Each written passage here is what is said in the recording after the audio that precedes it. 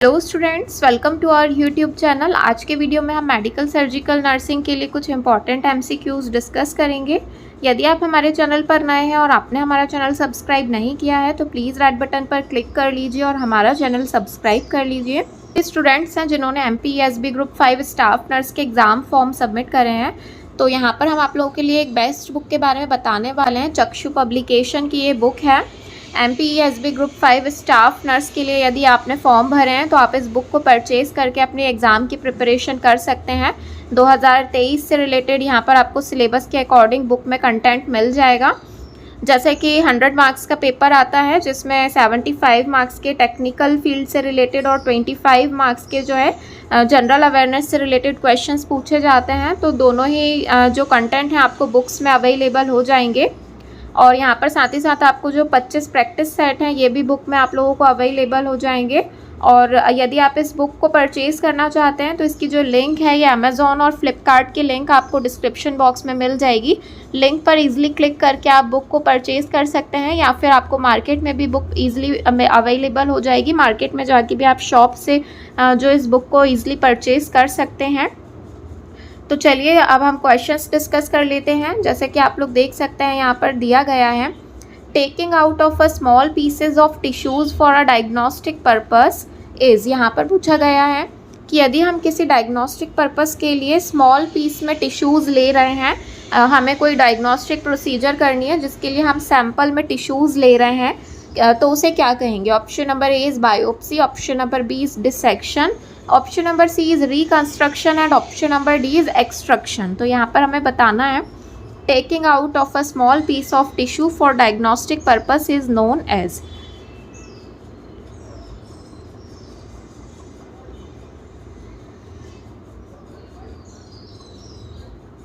तो यहाँ पर इसका जो राइट आंसर रहने वाला है that is option number A biopsy. जब हम जो स्किन में से तो जब भी हम किसी डायग्नोस्टिक पर्पस के लिए यदि टिश्यू का सैंपल ले रहे हैं तो उसे बायोप्सी कहा जाता है। उसके बाद पूछा गया the first priority in the management of trauma patient is. यहाँ पर पूछा गया है कि यदि एक पेशेंट है ट्रॉमा वाला तो उसके लिए फर्स्ट प्रायोरिटी का क्या मैनेजमेंट रहेगा, क्या मैनेजमेंट हम करेंगे सबसे पहले। Option number A is maintenance of an adequate airway, option number B is control haemorrhage, bleeding को कंट्रोल करेंगे, option number C is maintenance of adequate arterial blood pressure, arterial blood pressure maintain करेंगे, या फिर option number D ruling out a spinal injury, या फिर यह patient को कोई स्पाइनल इंजरी तो नहीं हुई है उसे आइडेंटिफाई करेंगे। तो यहाँ पर हमें बताना है कि ट्रॉमा वाला पेशेंट है तो आप क्या फर्स्ट प्रायोरिटी मैनेजमेंट देंगे।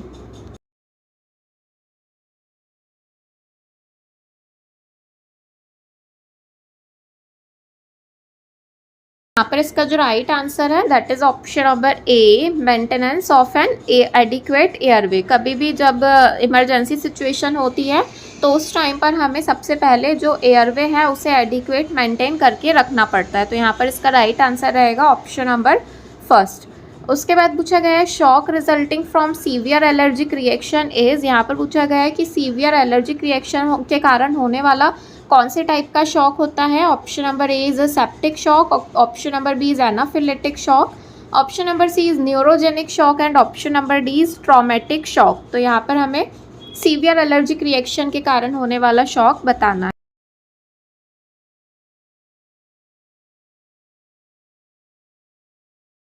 यहाँ पर इसका जो राइट आंसर है that is option number B anaphylactic shock. जो सीवियर एलर्जिक रिएक्शन के कारण होने वाला शॉक रहता है उसे एनाफिलेटिक शॉक कहा जाता है। उसके बाद पूछा गया है the abnormal dilatation of the wall of an artery is referred as. यहाँ पर पूछा गया है कि यदि जैसे जो आर्टरीज़ हैं इसका एबनॉर्मली डायलिटेशन हो जाए, डायलेट हो जाए एबनॉर्मली, तो उसे क्या कहेंगे। Option number A is aneurysm, option number B is hernia, option number C is atherosclerosis and option number D is phlebitis. तो यहाँ पर हमें बताना है कि अगर आर्टरीज जो हैं वो एबनॉर्मली डायलेट हो जाएं तो उसके लिए हम क्या टर्म यूज़ करते हैं।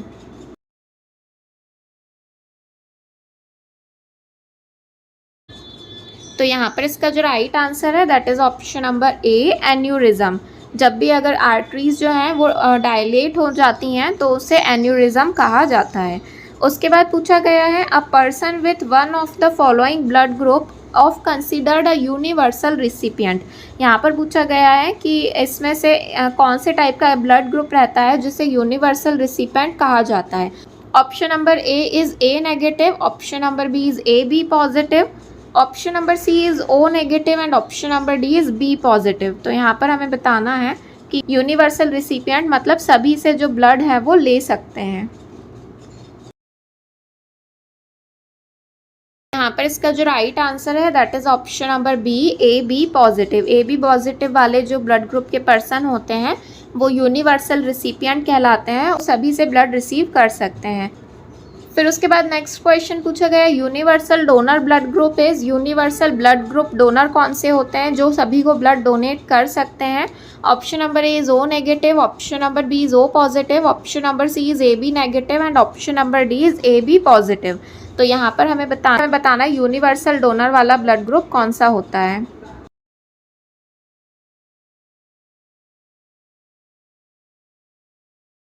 इसका जो राइट आंसर है that is option number A O negative. O negative blood group वाले जो पर्सन होते हैं वो यूनिवर्सल डोनर कहलाते हैं, वो सभी को ब्लड डोनेट कर सकते हैं। उसके बाद नेक्स्ट क्वेश्चन में पूछा गया है इन which organ does the Kufar cell present. कौन से ऑर्गन में कुफर सेल्स प्रेजेंट होती हैं।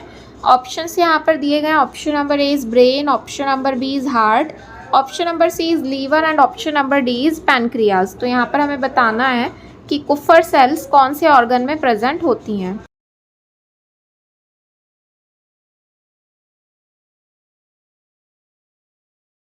तो यहाँ पर इसका जो राइट आंसर है that is option number C liver. Liver में कुफर सेल्स प्रेजेंट होती हैं।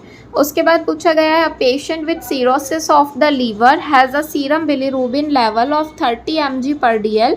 इन order to evaluate these laboratory results you need to know that the normal serum bilirubin level is. यहाँ पर पूछा गया है एक पेशेंट है जो कि लीवर सिरोसिस से सफ़र कर रहा है और जिसका सीरम बिलीरुबिन लेवल 30 mg/dl है। हमें बताना है कि कितना नॉर्मल सीरम बिलीरुबिन लेवल रहना चाहिए। यहाँ पर पेशेंट का जो लेवल है वो 30 mg/dl बताया गया है और हमसे नॉर्मल सीरम बिलीरुबिन का लेवल पूछा गया है। तो यहाँ पर ऑप्शंस दिए गए हैं।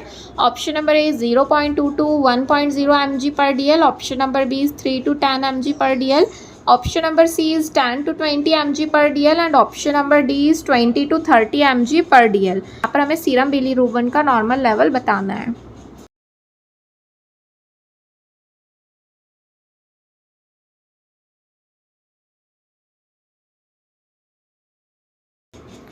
तो यहाँ पर इसका जो राइट आंसर है that is option number A 0.2 to 1.0 mg/dl जो है ये इतना नॉर्मल सीरम बिलीरुबिन लेवल रहता है।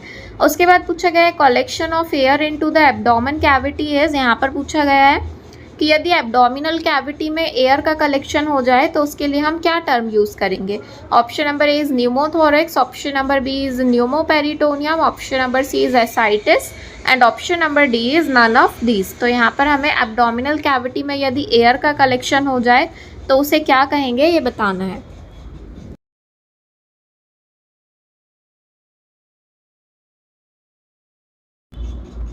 तो यहाँ पर इसका जो राइट आंसर है that is option number B pneumoperitoneum. Pneumoperitoneum term use की जाती है यदि एब्डोमिनल कैविटी में एयर का कलेक्शन हो रहा है उस कंडीशन में।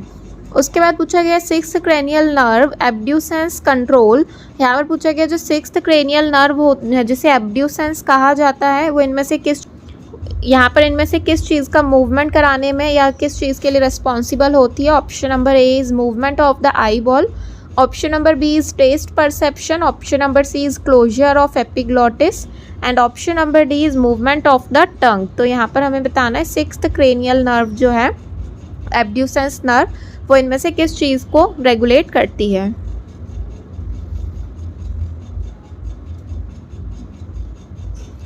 तो यहाँ पर इसका जो राइट आंसर है that is option number a movement of the eye ball. Eye ball के मूवमेंट के लिए रिस्पॉन्सिबल होती है सिक्स्थ क्रेनियल नर्व।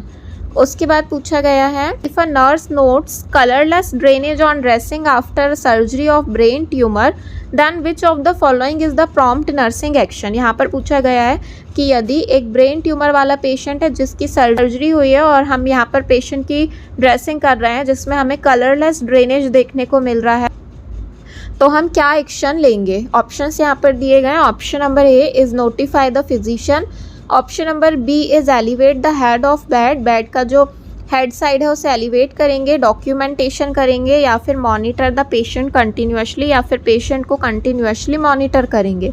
तो यहाँ पर हमें बताना है कि हमें क्या एक्शन लेना है।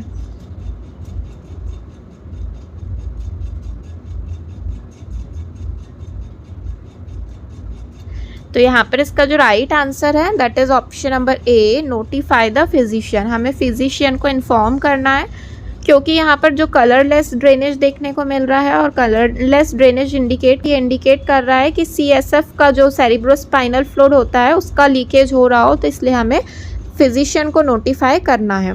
उसके बाद नेक्स्ट क्वेश्चन में पूछा गया है which is not a cancer, इनमें से कौन सा जो है कैंसर का टाइप नहीं है। Option number A is leukaemia, option number B is carcinoma, option number C is sarcoma and option number D is glaucoma. तो यहाँ पर हमें बताना है कि इनमें से कौन सा जो है वो कैंसर का टाइप नहीं है।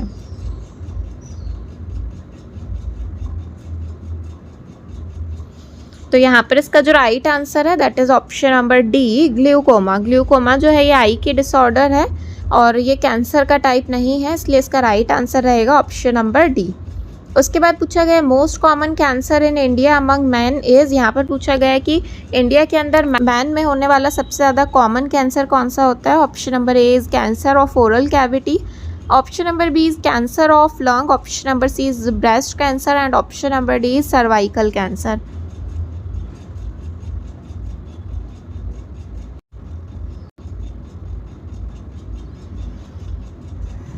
तो यहाँ पर इसका जो राइट आंसर है that is option number A, cancer of oral cavity. Cavity में होने वाला कैंसर जो है वो इंडिया में जो मैन है उनमें सबसे ज़्यादा मोस्ट कॉमन होने वाला कैंसर है। उसके बाद पूछा गया identify the procedure performed on a patient as shown in the photograph. यहाँ पर पूछा गया है कि इस फोटोग्राफ में जो प्रोसीजर शो की गई है वो बताना है कि वो इनमें से कौन सी प्रोसीजर है। ऑप्शंस यहाँ पर देख सकते हैं। Option number A is cricothyroid endotomy, option number B is tracheostomy, option number C is intubation and option number D is hydrotomy. तो यहाँ पर हमें बताना है कि ये जो प्रोसीजर दिख रही है इमेज में ये कौन सी प्रोसीजर है।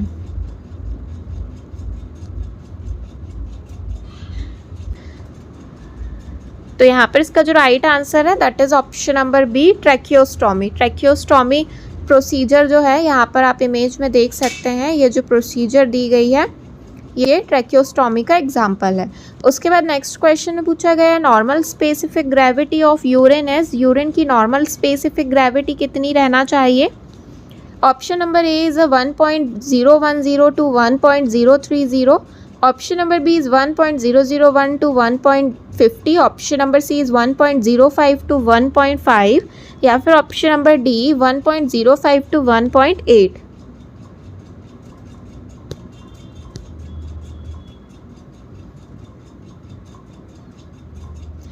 तो यहाँ पर इसका जो राइट आंसर है that is option number A, 1.010 to 1.030।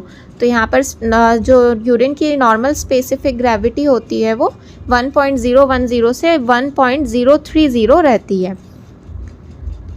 फिर उसके बाद नेक्स्ट क्वेश्चन में पूछा गया है BUN is use for kidney function test stands for. यहाँ पर पूछा गया जो किडनी फंक्शन टेस्ट में BUN आप लोगों ने टर्मिनोलॉजी सुनी होगी, तो BUN का फुल फॉर्म पूछा गया है। Option number A is blood urine nitrogen, option number B is blood uric acid nitrogen, option number C is blood uracil nitrogen and option number D is blood urea nitrogen.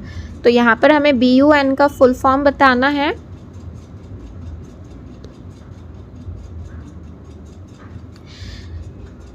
तो यहाँ पर इसका जो right answer है that is option number D, blood urea nitrogen. BUN का जो full form है that is blood urea nitrogen. उसके बाद पूछा गया है amount of blood filtered in the renal capsule per minute is known as. यहाँ पर पूछा गया है कि रीनल कैप्सूल में जो अमाउंट ऑफ ब्लड फिल्टर होता है पर मिनट में उसे क्या कहा जाता है। Option number A is glomerular filtration rate, option number B is urine per minute, option number C is tidal volume and option number D is blood flow per minute.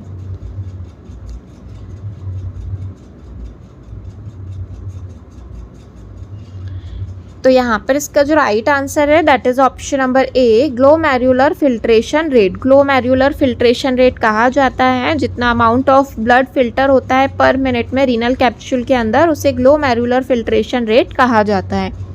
तो आज के वीडियो में हमने नर्सिंग कॉम्पिटिटिव एग्जाम के लिए कुछ important questions discuss किए हैं। यदि आप और क्वेश्चंस देखना चाहते हैं तो हमारे चैनल पर प्लेलिस्ट क्रिएट की हुई है, वहां पर जाकर आप और वीडियोस देख सकते हैं। और यदि आप MPESB ग्रुप 5 स्टाफ नर्स के लिए प्रीवियस ईयर क्वेश्चन पेपर की PDF परचेज करना चाहते हैं तो हमारा जो एप्लीकेशन है सुब्स नर्सिंग ट्यूटोरियल, उसे आप प्ले स्टोर पर जाकर डाउनलोड कर सकते हैं या फिर एप्लीकेशन की जो लिंक है वो आपको डिस्क्रिप्शन बॉक्स में मिल जाएगी, कमेंट सेक्शन में भी मिल जाएगी। एप्लीकेशन को डाउनलोड करके आप प्रीवियस ईयर क्वेश्चन पेपर की PDF परचेज कर सकते हैं। Thank you.